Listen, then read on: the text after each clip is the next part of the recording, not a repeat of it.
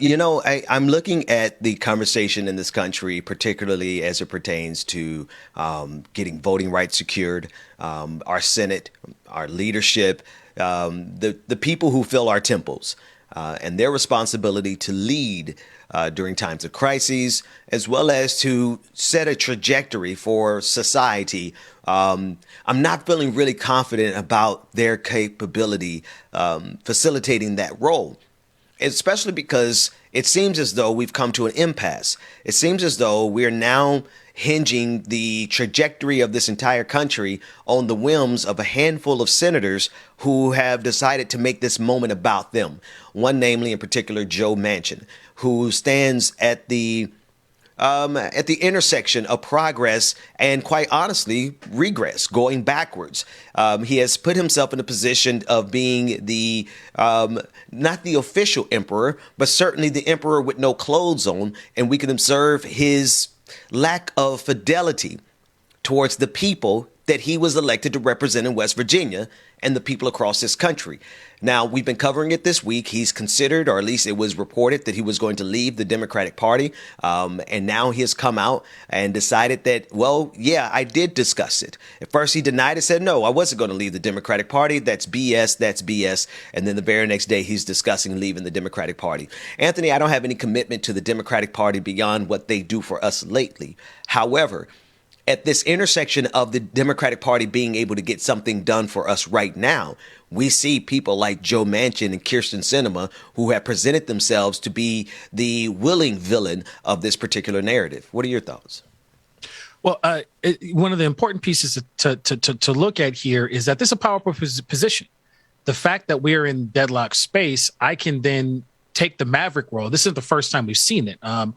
Senator McCain, for example, had a maverick status and sailed that into power and position in the GOP as well. So just looking at historical example, if I can place myself contradictory, let's remember that even Governor George Wallace, who tanked the removal of the filibuster, did so basically running against the counter because he knows that it plays in people's circles and social space. And so, coming out and saying it,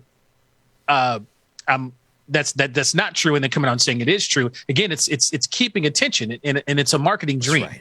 Right. And so, when and it only can happen if we're in deadlock. I also want to put onto the table that there was a lot of things put forward in governmental systems, not just here, but across the world, that try to prevent this deadlock situation, because then I can use the tyranny of the minority, so to speak, to guide where things go, as opposed to forcing consensus. And so, these are some of the elements that are at play here, and they're not new. They're cyclical, and we've seen them in other places.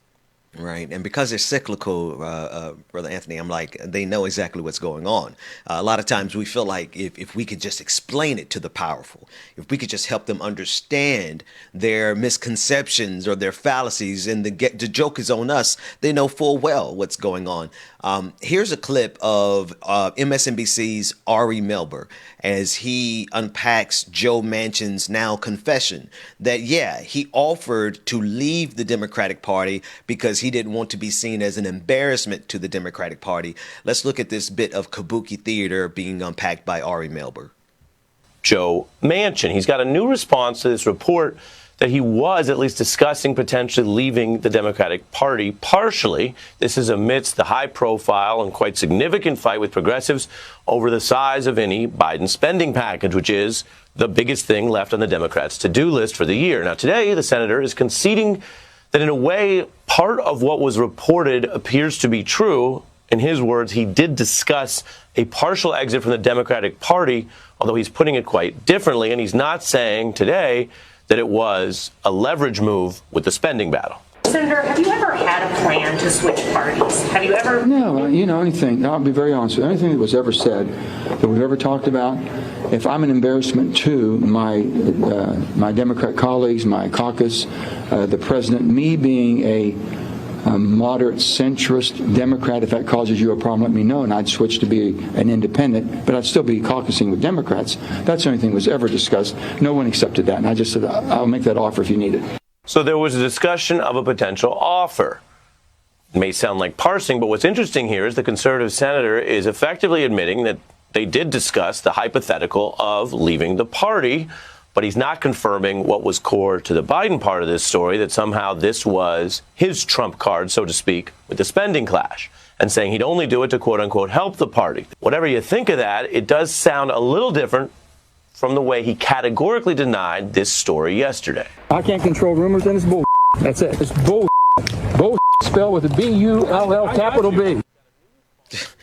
The absurdity of it all, Brother Galloway, Pastor Galloway, because, I mean, we could see this coming a mile away. Anyone who understood politics, understood cycles of politics, we knew that this was going to be played as a trump card, almost as a bluff to scare Democrats off of pressuring him. What are your thoughts about it?